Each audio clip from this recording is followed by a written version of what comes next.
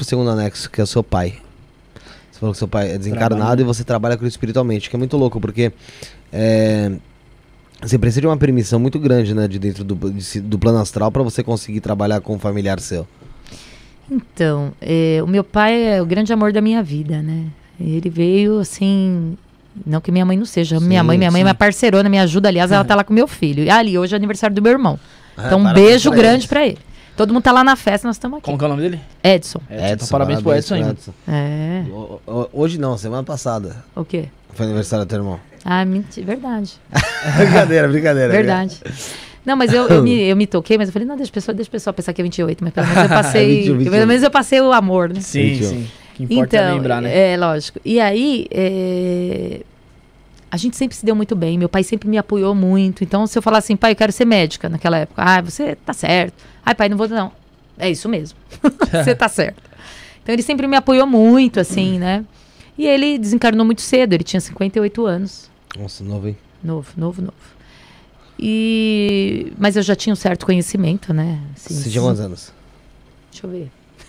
Tinha 34. Você sentiu alguma coisa? Então, eu sabia, né? Não sei se era 34, 30 é alguma coisa. Eu tenho que fazer essa conta aí. Eu sabia. Pra ter idade pra saber mais ou menos quanto tempo você já tinha dentro da espiritualidade. Ah, sim, eu comecei com 16, então, né? pra saber mais ou menos se você já tinha uma vivência. Porque, sim. Na verdade, assim, eu acho que eu nunca sofri muito como uma pessoa que não tem conhecimento com a espiritualidade sofreria. Sofre. Porque não existe isso. Ah, você tem conhecimento, né? Você não sofre. Lógico que você sofre. Porque você não sabe quanto tempo... Você não vai receber aquele abraço a hora que você quer. Você não vai tocar no telefone e falar, e aí, vamos conversar? Vamos tomar uma cerveja? Vamos... Né? Não... Sim.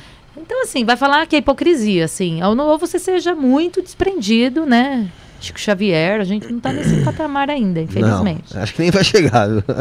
Acho que a gente vai ter que reencarnar um pouquinho ainda. Então, quando ele foi, ele ficou 9 dias internados. Desses 9 dias eu fui muitas vezes com ele. E tudo que eu falava pra ele, ele fazia, né? Eu lembro que levava ele num cigano, lá pra gente conversar com o cigano. Tudo que eu falava, vamos, pai, vamos. Então, assim, ele tinha uma coisa muito importante. Uma espiritualidade nata sem ter nenhuma religião. Tem muita gente que tem.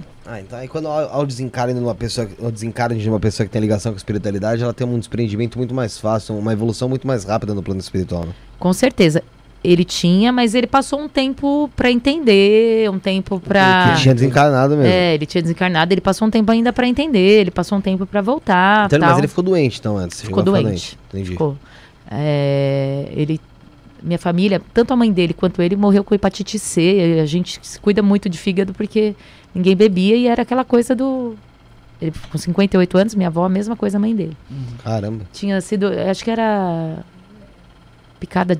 Acho que tem a picada do barbeiro que desenvolve a hepatite. E morava no interior, nós somos do Paraná e na roça na época, né? Então tinha muito essa coisa. Então morreu a mãe e morreu o meu pai. E minha avó, né? Então, ele ficou um tempo e tal. E depois, algumas vezes ele me mandou psicografia, umas 2 vezes. Não demorou muito, demorou uns 2 anos, mais ou menos, 3. Ele começou a me mandar psicografia. E agora, na minha casa, às vezes, quando eu estou passando alguma dificuldade, alguma coisa, ou eu estou muito triste por algum motivo, já aconteceu umas 2 ou 3 vezes de filhos trazerem ele e ele vem, me abraça e fala que tem muito orgulho e que está comigo e tal. Então ele trabalha ali ajudando, socorrendo. Existem os grupos socorristas, né? Quando ele vamos dizer que ele incorpora em algum filho de santo seu e ele chega na sua casa. E você falou que ele te abraça. Você sente como se fosse o abraço dele mesmo? Sim. É a energia. É a energia da pessoa que você sente. É diferente. Ele desencarnou há quanto tempo? Então, foi em 2006. Faz então 17. Eu tinha 30 anos. Eu tô com 47. 17 anos. Então, em 17 anos, primeira vez que ele se manifestou foi quando? Então, em 3 anos que ele tinha, você falou, psicografia e tal. 2, 3 anos. Que ele fez a incorporação e psicofonia foi agora, há 4 anos. Psicofonia ele faz assim, aí com você, aí é você e ele? Não, psicofonia é a mediunidade de falar. Incorpora na pessoa e começa a dar mensagem. Ah, sim. Ah, tá, incorporação. A psicografia é escrita, né? Não, é escrita. Não entendi. E pra você não é um pouco, vamos dizer assim, não te tira um pouco do eixo quando ele vem? As primeiras vezes, sim, chorei muito. Depois você já vai se acostumando também. É igual médico também. Não é que nós somos frios em relação à vida, morte. Mas assim, você fica um pouco mais acostumado por lidar tanto com o lado espiritual, conversar tanto. Toda semana você está conversando com espíritos. Então você vai começando a compreender um pouco mais. E aí também você começa a entender que ele está bem. Que ele entendeu. Uma vez eu vi ele estudando, coisa que ele falava, eu vou estudar nada, eu vou morrer, vou continuar estudando, trabalhando. Depois, a primeira vez que eu vi ele estava com um livro numa biblioteca. Então, não tem jeito, a gente continua mesmo. Que ele falava que ia morrer e descansar. Que é a crença que as pessoas têm. Teve algumas pessoas que vieram aqui do Espiritismo, na verdade, uma pessoa específica, foi até o Jordelei, do Portal Paz.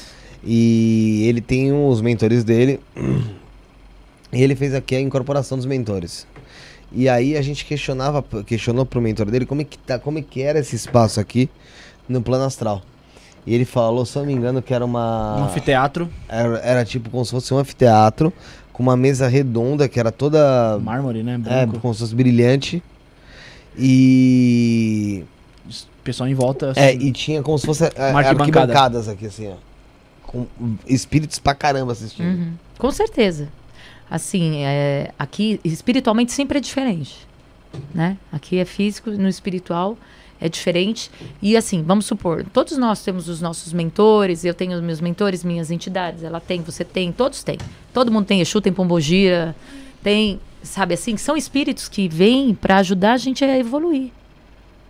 O Exu, as pessoas têm muito preconceito, que acham que é diabo, mas ele tem uma importância tão grande. Chegar nele. Ele tem uma importância tão grande que é ele que faz com que você não saia do seu caminho. Ele que faz você cumprir aquilo que você assinou. É porque o Exu, na verdade, ele é um mensageiro ali, né? Exatamente. É pra trazer e levar. Ele é o mensageiro, então... E ele é o mais próximo nosso. É mais denso. É mais denso. Então, é ele que a gente consegue ouvir.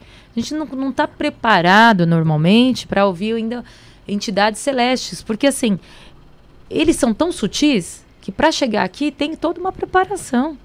Não consegue chegar tão fácil.